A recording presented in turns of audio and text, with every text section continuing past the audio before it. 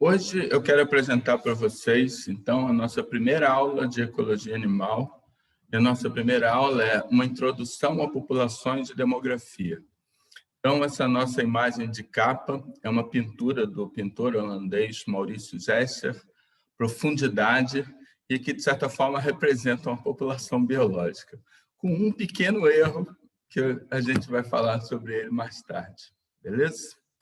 Então, o que é uma população para um ecólogo? Então, uma população, a definição que a gente está mais habituado com ela, a definição de livros-texto, é um conjunto de indivíduos de uma mesma espécie vivendo em um mesmo lugar. Então, essa é a definição clássica, mas eu queria que a gente fosse além da definição decorada e pensasse um pouco mais em o que exatamente isso quer dizer. Essa imagem, então, me mostra, em animada conversação com o Banco Voo, Craterônomos Glariolos, durante o trabalho de campo do meu doutorado. Um indivíduo que fazia parte de uma população que eu estava estudando, né, em floresta de coníferas.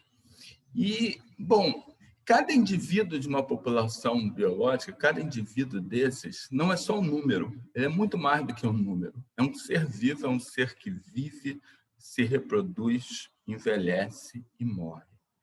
Então, o que é uma população? Uma população, na verdade, é o coletivo local de vidas. É o coletivo das vidas dos indivíduos daquela espécie que, em um determinado momento, ocupam aquele local. Como tal, uma população está sempre em fluxo, estão sempre acontecendo coisas, indivíduos estão nascendo, estão morrendo, a composição da população está sempre mudando, de modo que a composição da população amanhã nunca vai ser exatamente igual à composição da população hoje, e também não é o que era ontem. Uma população está sempre em fluxo, sempre em mudança, isso é uma noção fundamental e que vai aparecer a importância disso quando a gente discutir noções ingênuas de equilíbrio, né? Bom, e falar um pouquinho para vocês. Então, nesse momento, eu vou fazer um intervalo comercial na aula.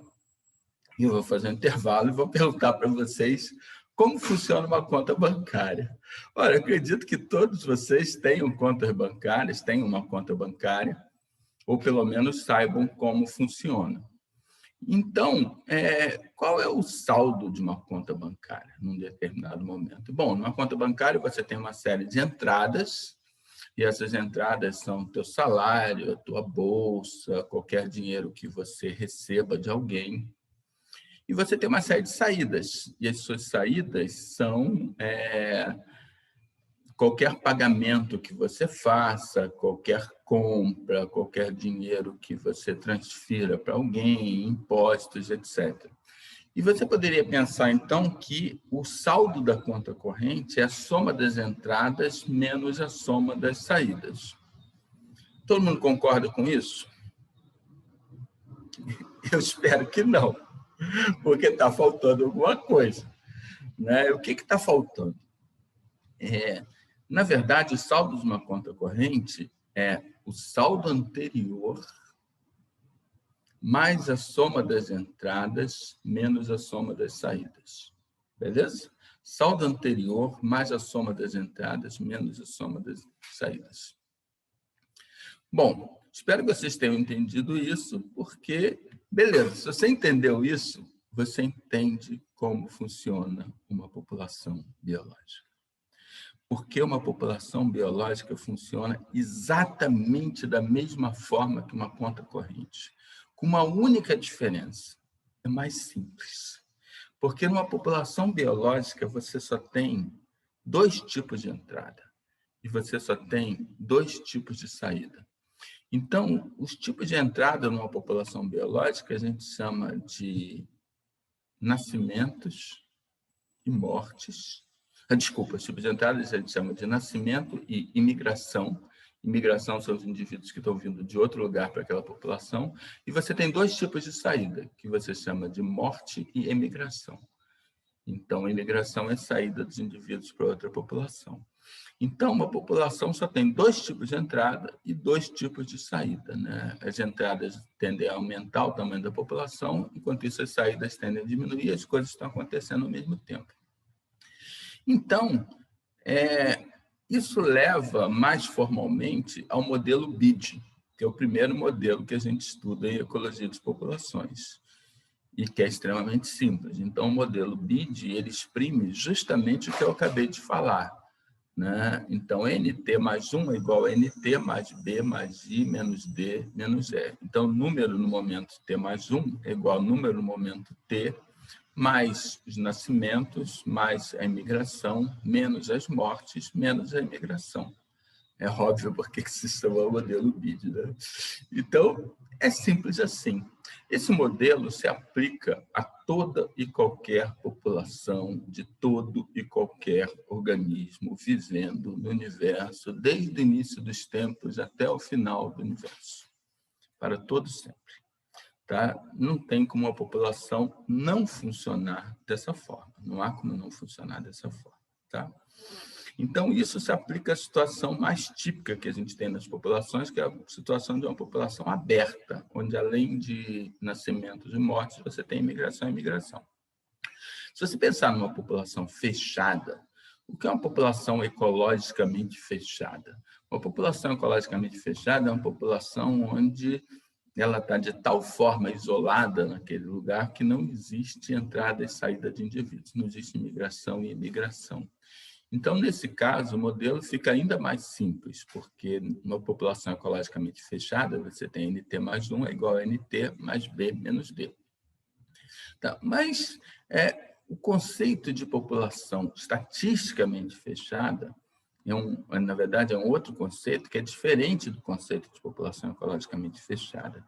Então, para um estatístico, uma população estatisticamente fechada é uma população em que não existe ganho e perda de indivíduos durante o seu período de amostragem. Então, no caso de uma população estatisticamente fechada, a coisa fica mais simples ainda, porque aí NT mais 1 é igual a NT. Tá? A população não varia durante o período de amostragem. Vocês podem intuitivamente pensar que biologicamente isso seria um absurdo, porque a gente acabou de falar que toda a população está em fluxo e varia o tempo todo. Mas, no entanto, esse conceito de população estatisticamente fechada é extremamente útil para estimar os valores de parâmetros demográficos, que a gente vai ver já já. E quando a gente tiver aula de estimativa de parâmetros, então vai aparecer a importância disso. Mas, no momento, tenham em mente que o conceito de população ecologicamente fechada é que é esse mais intuitivo para a gente, e população estatisticamente fechada é outro, que não varia durante o período de amostragem. Não tem nenhuma entrada ou saída, nem por natalidade ou mortalidade. Bom, agora, além de entender como o N, que é o tamanho populacional, né, foi aí implicitamente, mas N é o tamanho populacional, a gente pode também querer descrever uma população, as características que ela tem. E isso pode ajudar a entender melhor essa população. Então, o estudo descritivo das populações é chamado demografia. E o problema fundamental da demografia é lidar com a variação, que é a propriedade mais universal na biologia. Toda população biológica, de qualquer coisa, de qualquer organismo, tem sempre variabilidade. Os indivíduos diferem uns dos outros, né? Sempre. Tá? Então, isso já tinha sido dito com toda clareza por um dos maiores biólogos, possivelmente o maior biólogo do século XX, Ernest Mayr. E eu cansava de dizer para os meus estudantes, citando o Mayr, dizia, não, está no Mayr Parla 2, depois eu verifiquei que eu me enganei, porque não está no Mayr Parla 2, está no Mayr Parla 5, mas tudo bem, está lá, a variabilidade é a propriedade mais fundamental da biologia. Então, essa ideia foi também o tempo todo expressa por Stephen Jay Gould, por um dos maiores sucessores de Mayr, brilhante biólogo evolutivo Stephen Jay Gould, que escreveu: todos os biólogos evolutivos sabem que a variação em si mesma é a única essência irredutível da natureza. Médias e medianas são as abstrações. O Gould escreveu sobre isso um texto maravilhoso que se chama A Mediana Não é a Mensagem. sobre essa questão da variação e das nossas interpretações da variação. E eu recomendo a vocês de ler, porque isso é absolutamente maravilhoso, tá? Esse texto. Beleza, vamos em frente. Então, a demografia estuda, por exemplo, como indivíduos de uma população se distribuem entre as classes etárias. Então, vocês têm aí a figura dos leões de várias idades, é só para ilustrar. Mas você tem abaixo o gráfico que se refere a uma população de Roe deer, que é um cervídeo europeu pequenininho. Vocês veem aí dividido entre machos e fêmeas, as classes etárias, as classes mais jovens estão embaixo, as classes mais velhas estão em cima. Vocês percebem que é uma população bem jovem, que tem bem mais indivíduos jovens do que adultos, essa população de Roe deer, né? E também ver como a demografia também estuda como a população se distribui entre sexos, por exemplo. Então, aí novamente os leões, e embaixo você tem um gráfico de uma população desse marsupial que vocês estão vendo aí, dessa cuíca, que chamava-se na época micureiro demerário, hoje em dia chama-se marmosa paraguaiana, no estudo de Camila Barros e colaboradores, de 2003, no fragmento de mata em Poço das Antas, no Rio de Janeiro. E aí as barras achuradas são fêmeas e as barras pretas são machos. E vocês têm, então, uma população que ela é consistentemente desviada para fêmeas durante esse período de estudo. Eu não vou discutir aqui a razão disso, mas a gente pode discutir depois, se vocês quiserem. Na verdade, isso é um tanto incomum em populações de vertebrados, onde normalmente as razões sexuais são equilibradas, mesmo no número de machos e fêmeas, mas isso é um fenômeno bastante mais comum, por exemplo, em populações de menópteros sociais, né? Beleza, vamos em frente.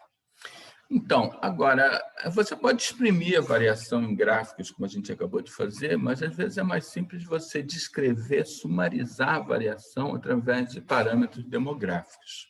Vamos falar um pouquinho sobre os parâmetros demográficos. O que é mesmo parâmetro? Parâmetro é o tipo da palavra que a gente usa coloquialmente de uma forma bastante errônea, né? Bastante diferente do seu sentido original, do seu sentido em estatística, etc. Então, o que é um parâmetro? Vocês não têm parâmetros para me dizer. Um parâmetro, na verdade, é aquilo que representa uma distribuição. Parâmetro vem de parametro.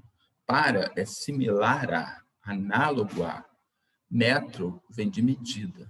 Então, parâmetro é alguma coisa que não é uma medida, mas é análoga a uma medida.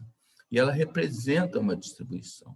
Se eu disser que a turma de vocês tem uma altura média de 1,683428, sei lá, várias casas decimais, com algumas pessoas mais altas que isso, outras um pouco mais baixas, vocês podem pensar imediatamente que, se você usar o número suficiente de casas decimais, certamente nenhuma pessoa da população vai ter altura média.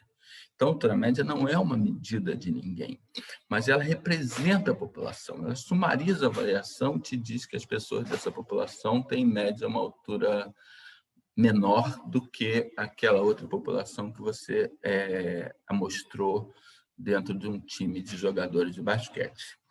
Tá? E você tem outro parâmetro que te diz qual é a variação dentro dessa população. Então, esse parâmetro, por exemplo, para populações com distribuição normal, normalmente é a variância ou desvio padrão, que é a raiz quadrada da variância. E você tendo esses parâmetros que te dão a tendência central do valor e que te dão a distribuição, você consegue rapidamente entender uma população de qualquer coisa. Então, esse exemplo aí é de uma questão de imensa importância nesse momento, que tem jogo do Flamengo na Libertadores de amanhã, que é o tempo de entrega de pizza. Tá? Então, você tem uma média de cerca de 30 minutos, você tem uma variância, e você, de posse dessa média, dessa variância, você pode predizer com que antecedência você tem que pedir pizza para que ela chegue na hora do início do jogo. Tá? E você pode, se você tem a variância, você pode predizer, inclusive, qual seria a tua margem de erro para você não arriscar, pedir com uma certa margem de segurança para não arriscar que a pizza chegue quando o jogo já começou. Então, só com base em 2 parâmetros, você entende bastante coisa de uma população. Agora, no caso específico da demografia, então, você tem vários parâmetros demográficos que fazem funções semelhantes em relação a populações biológicas. Então, você não vai, provavelmente, não é muito fácil ou útil você chegar e pegar todos os indivíduos da população e dizer quando eles estão morrendo, etc. Mas você pode pensar, por exemplo, num parâmetro que seja a mortalidade, que seja o número de indivíduos ou a taxa de mortalidade, que seja esse número expresso como proporção do tamanho da população. Taxas são sempre isso, aquele número expresso como proporção do tamanho da população. Você pode pensar na taxa de mortalidade, que vai te dar uma ideia melhor se aquele momento está sendo um momento difícil ou não para a população, por exemplo. Então, no modelo BID, na verdade, nós já vimos 5 desses parâmetros demográficos fundamentais, que são tamanho populacional, a natalidade, que a gente chama de B, a mortalidade, que a gente chama de D. Essas letras são as iniciais das palavras em inglês, né, que estão estabelecidas na literatura, então, birth and death, né, para nascimento e morte, respectivamente. Você tem a imigração e você tem a imigração. Tá? Então, esses são 5 parâmetros fundamentais, inclusive o tamanho populacional. Um 6º parâmetro muito importante é a densidade populacional. Densidade populacional leva em conta não só o tamanho da população, mas a extensão da área que aquela população ocupa. Então, seria o número de indivíduos dividido por unidade de área. Então, tantos indivíduos por quilômetro quadrado ou tantos indivíduos por hectare. Então, a gente está acostumado a pensar que a densidade populacional é um parâmetro que varia junto com o tamanho populacional, ou seja, populações maiores, de modo geral, são mais densas.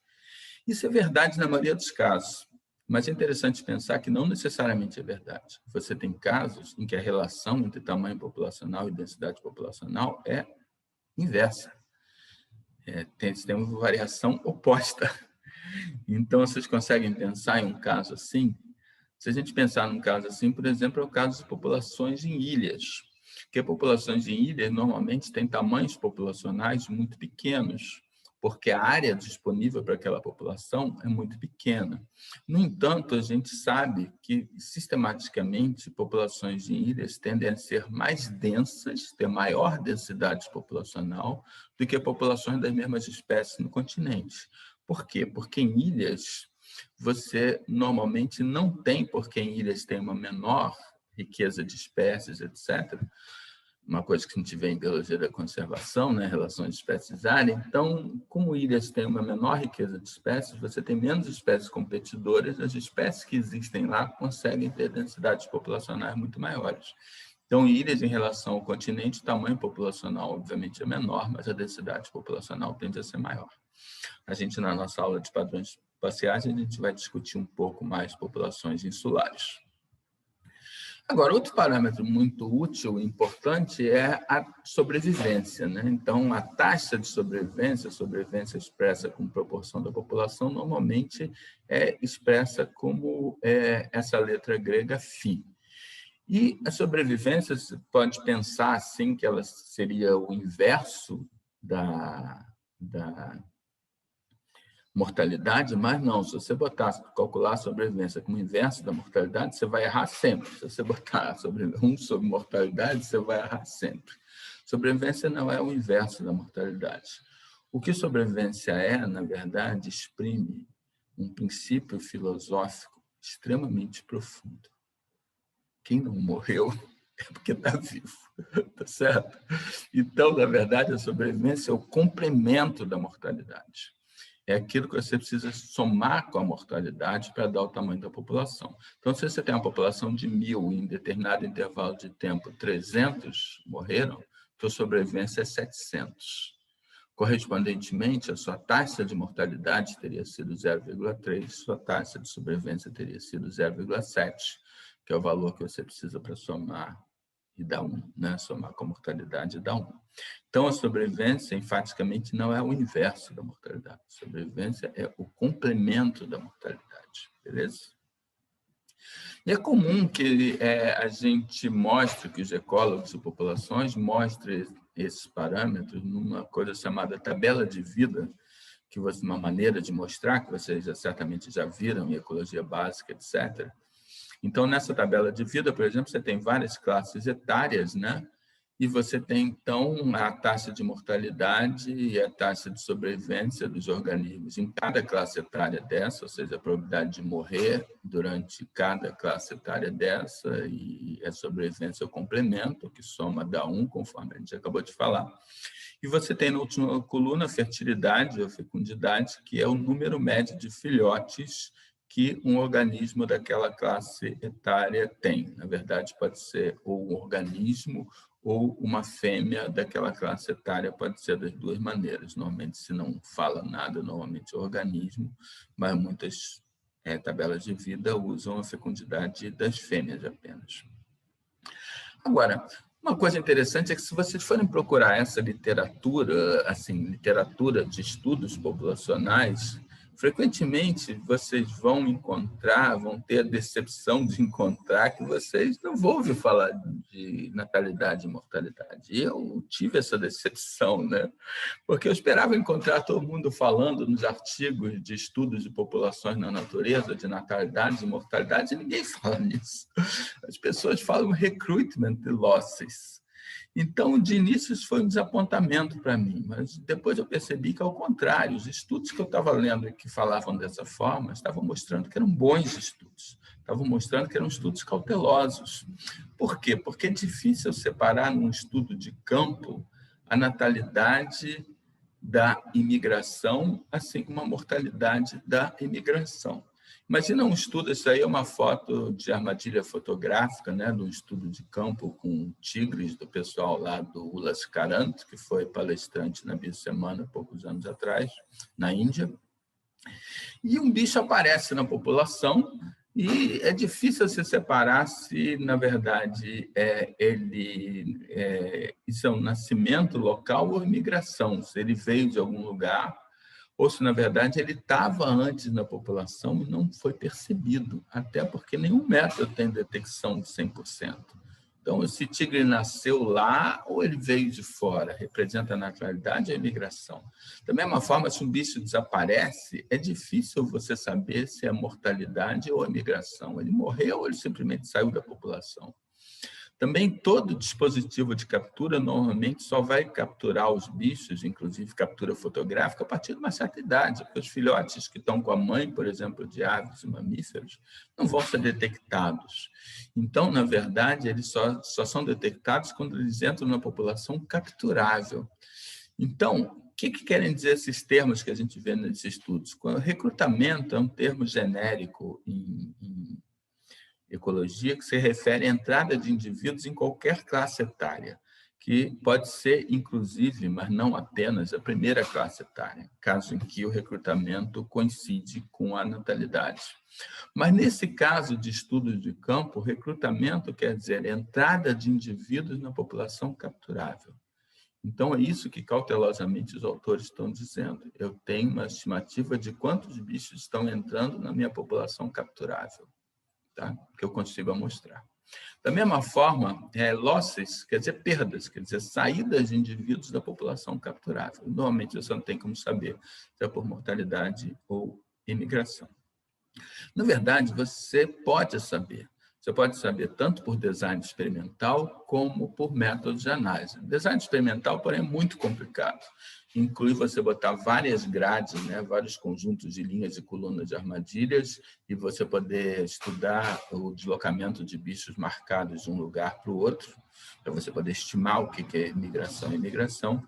Ou então você tem métodos estatísticos modernos que te permitem separar nos dados, modelar, por exemplo, qual é o deslocamento do bicho e, portanto, estimar o que ali representa natalidade e imigração ou o que ali representa mortalidade e imigração. Mas esses métodos são mais complicados e a gente vai falar sobre eles rapidamente nas aulas de estimativa de parâmetros demográficos. Tá? Bom, então, essa aula de hoje a gente então, tem algumas mensagens para vocês levarem para casa, né? E essas mensagens, então, seriam as seguintes. Uma população é o coletivo local de vidas. É o coletivo local de vidas daquela espécie, de indivíduos daquela espécie, naquele momento, né? Naquele período de tempo. Coletivo de vidas de indivíduos daquela espécie vivendo naquele lugar. Uma população funciona com uma conta bancária, funciona exatamente como uma conta bancária com entradas e saídas, com uma única diferença, é mais simples que uma conta bancária.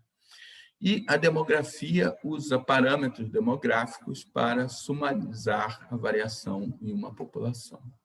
Okay? Então,